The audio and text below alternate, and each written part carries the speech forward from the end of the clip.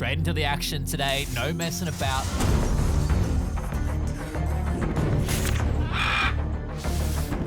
We are playing double jungle in game number 1. Both of our junglers have invaded onto the enemy side, with Karthus trying to contest the Rek'Sai. He isn't actually successful with getting a kill or the buff, but he does slow him down. And in this time, I have taken the blue. I'm now working on the Braum, but the Nami is trying to contest me. I've also lost track of the Rek'Sai. I attempt to flash the wall, but he is there waiting for us. That is our first mistake of the game. We were flashing the wall trying to avoid the Draven. Didn't realize Rek'Sai would be there. Fortunately for us, the most important thing in the early game is experience, not gold. Level 3 versus level 2. I'm the support, he's the jungle, and there's nothing that he can do. He's used his flash, and he's only killed 2 camps, which means he can't tunnel away because he's level 2, which makes it a very slow and brutal beatdown for the enemy Rek'Sai.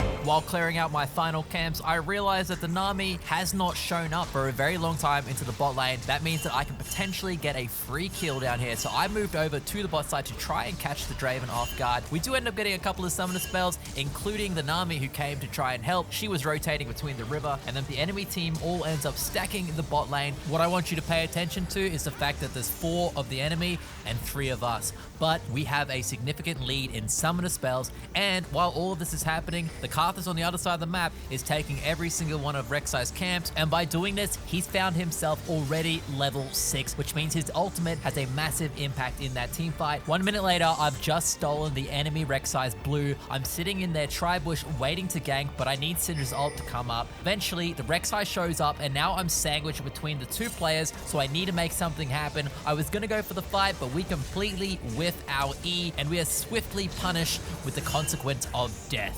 There are specific matchups to where I am double jungling that I'd rather come back to lane. Karthus is one of them. He can clear so quickly that I don't want to be taking any gold away from him. So what I do is I come back to the lane and start fighting with my ADC, or in this case, the Syndra. Unfortunately for us, the second team fight doesn't go in our favor, and we don't manage to pick up this kill onto the Nami, which is what we were going for. We do get some valuable information though. This is the second team fight that's happened in the bot lane, and it's the second team fight that our mid laner, the Neferi, has joined. If you're wondering how the hell that's good information, well, in general, bad mid laners, they don't roam. They definitely don't follow. They usually stay in the mid lane and do nothing. So the fact that he's been to the bot lane twice, even though it hasn't worked out every time, tells me that he's probably a pretty decent player, and that's exactly why I attempt to give him the gold here rather than taking it for myself.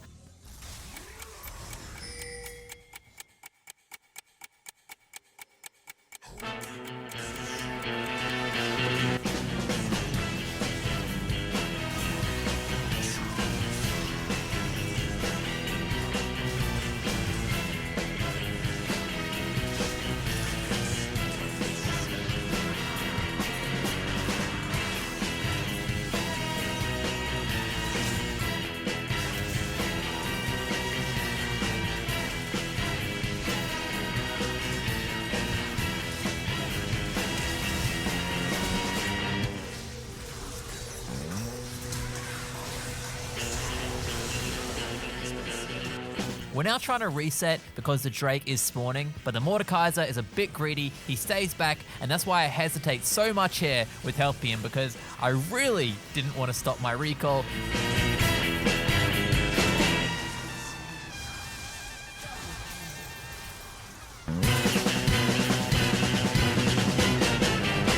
But I'm glad I did. With that last team fight, we finally managed to break away from the enemy team in terms of gold. The only problem is that most of our gold is actually on the Neferi, and I'm assuming that's why this fight broke out. They thought they were getting a 4v5, but we do have teleport. The Neferi teleports in, he does get shut down, and that gold goes to the Draven. But overall, our team greatly profited, and this allowed us to go over to the Baron and secure that completely for free after. Now the time is 23 minutes, and I've built to split push once again. If I can beat a top laner 1v1 as a support, I'll always try to build in that direction, and in this case, I'm able to succeed at 1v1ing the enemy top laner. I don't think people realize how important that is, because the last thing a top laner wants is to be stuck against a split pusher when you have a lot of gold. For example, if Neferi is stuck in the top lane dealing with that Jax, they could potentially have a really positive 4v4 fight. But if the support, being me, can match that top laner, then it's just complete domination. All your high priority players can go into the team fight. Obviously, this isn't even linked to double jungle. This can just be Sion support having that superiority. And this brings us to the final fight of the game. It starts off with the Mordekaiser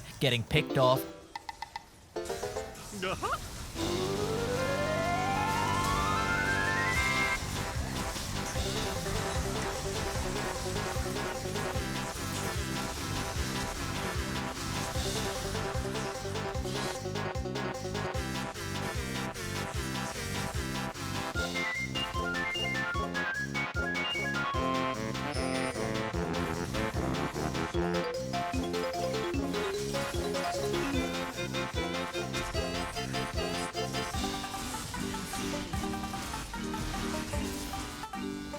Game 1 finishes and we secure 21 LP. In game number 2, I have the perfect example of why Sion support is so strong. What you're watching right now is me just straight up walking into the enemy team, getting all their summoner spells by doing nothing other than face tanking every single ability they got. The reason we want to do this is because if they use their summoner spells, then we're going to be able to take advantage of that when we die and use our passive. It's a genius strategy that's only countered by Graves coming to the bot lane at level 2. I feel bad for our ADC because really he was just following our lead. I tried to get over this wall with the cheeky Hex Splash, which would have worked if the Xerath wasn't there to catch me. Rather than going back to the bot lane, I head over to the river trying to spot this Graves. If I can stall him out, this is a big win for our jungler, but also there's no point in going to the bot lane. If you look at the wave, it's slow pushing towards our ADC. I've got about a minute or so of free time to try and make some pressure on this map. Nothing comes of it, but what happens is we get to locate the enemy Graves, which gives Xin Zhao information. We pull the people away from top lane, pull them from mid lane, and we get very lucky that the Xerath oversteps, and this allows us to get a Q onto him, which ends up being some gold for the Kassadin. Now we rotate down to the bot lane and let the Xin Zhao know there's a big fight coming.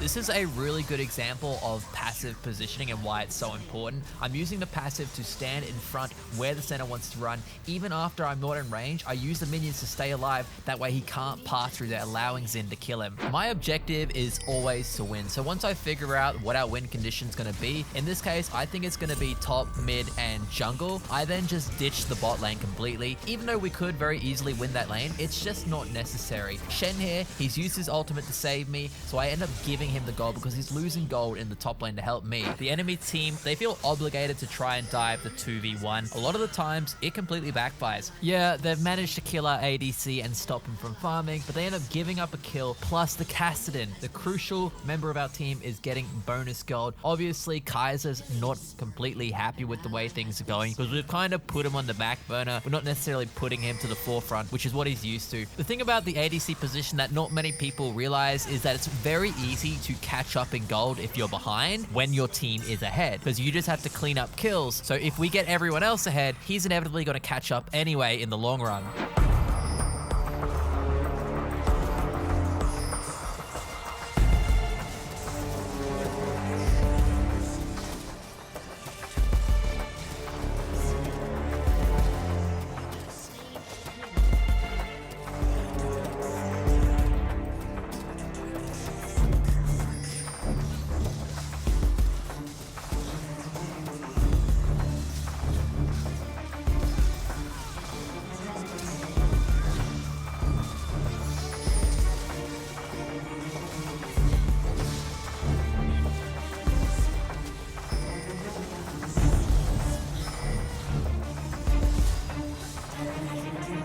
Just like that, our Kaiser has picked up an additional 3 kills plus assists. Now she's significantly ahead of where she would have been if we were sitting in the lane. The game quickly moves on with the Xin Zhao and Kassadin working with me to punish this bot lane.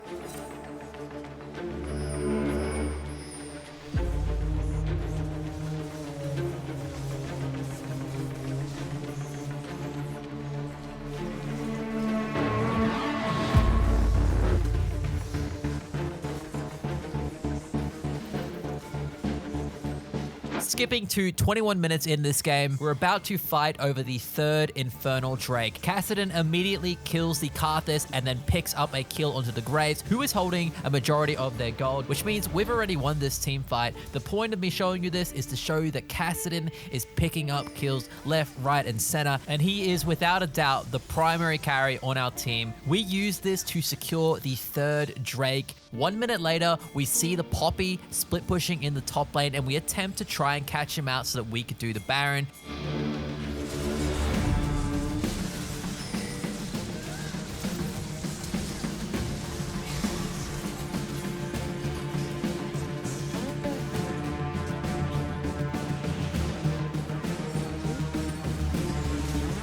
Unfortunately, the enemy team does manage to clean us up because most of our gold, like I was saying, is on that Kassadin. After losing the last team fight, we head straight back to the Baron and clear the vision. And we decide to start on this Baron, but honestly, it's a mistake because Kassadin doesn't have teleport. Ideally, we would want the Shen to be the one who's in the bot lane, and Cass shouldn't be there if he doesn't have teleport up. Ultimately, I'm the one who started this Baron, so this next fight is on me.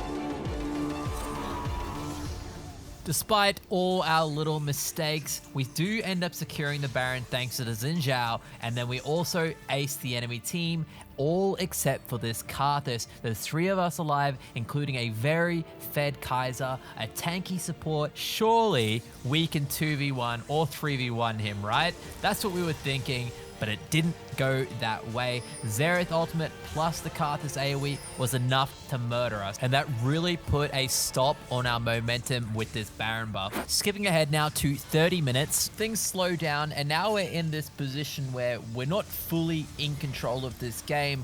The team fights, they can go either way. Karthus has scaled into this game. Now they have so much damage, and Poppy has the ability to reposition our members in the team fight to make it 4v5. Honestly, at this point, it's a coin flip. That is, of course, until the enemy team manages to secure a kill onto our Cass, who of course is our strongest member. So the enemy team thinks that they can push and siege our tower, but I'm crunching the numbers. It doesn't make sense. 2 of their strongest damage dealers are already dead. Only 1 of ours is dead. I think we can win this.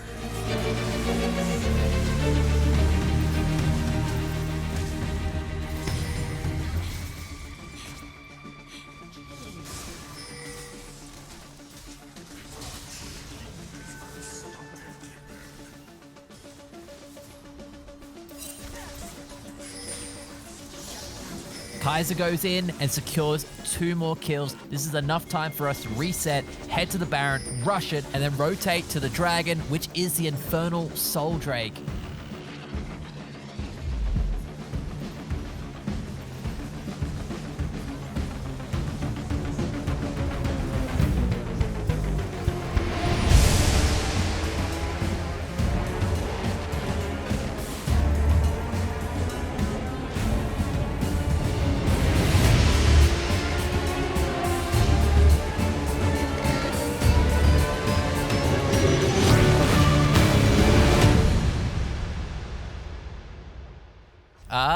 Crap. Yep, the enemy team can beat us in team fights now. You know what that means? It means that we need to start 1-3-1ing. So I've completely given up hope on these team fights. And I know if I want Elo this game, we got to go back to the roots of Sion and start running around this map and trying to divide the enemy team. That's my goal. I don't want them clumped together because they have more damage, more consistent damage. If we can split them apart, there's a good chance that our Cass or our Kaiser can pick people off and we can take objectives at the exact same time. That's what we need to do if we want to win.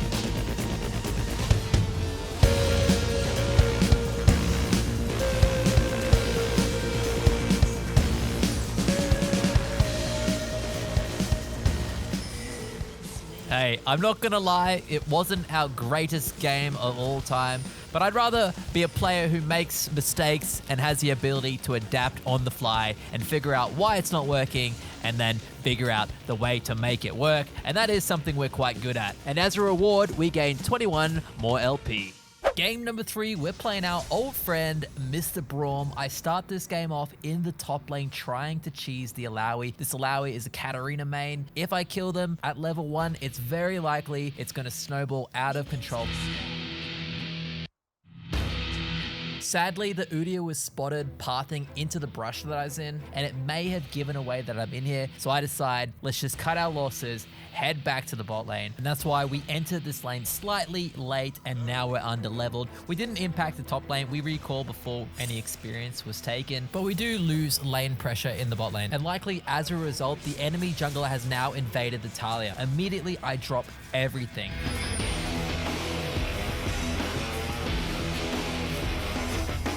Something funny to note is that the Ashe also immediately left lane to go and help. She ends up pushing the Viego out of the red side. It's funny because this Ashe is a primary support player as well, secondary ADC. A typical ADC main is not leaving that tower and dropping all those minions. They're going to say good luck to the jungler and they're going to focus on themselves. I'm not sure which is the correct play. Probably staying in the lane.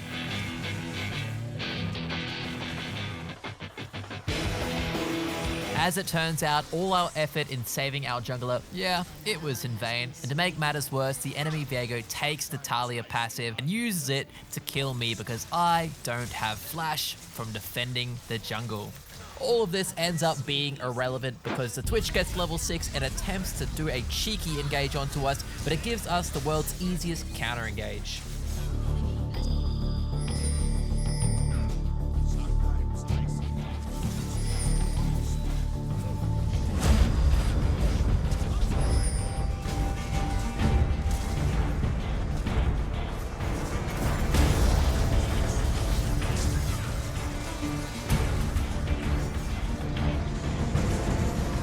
If you're considering playing Braum, I'm going to give you a little tip. Make sure you don't die to the Viego and give him your passive, because a Braum is extremely strong in a 1v1 when he has it.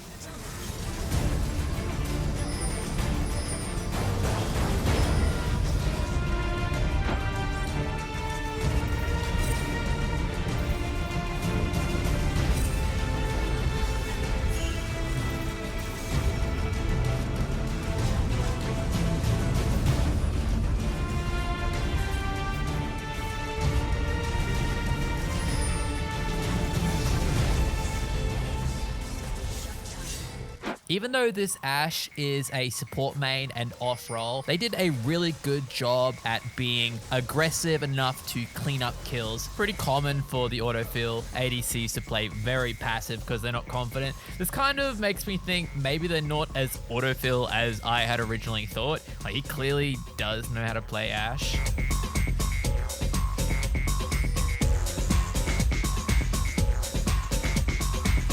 We're 18 minutes into this game, and as far as I'm considered, the enemy team has given up. If you look in the top lane, the Rift Herald and multiple of our team members are just pushing straight through their base while they're pretty much mucking around in the middle of the map. Viego chases me all the way through the jungle, eventually running into our team, and he gets punished. My guess would be that they had some turmoil on the enemy team regarding their top laner, because like I mentioned, he's a Katarina main and he doesn't play the top lane.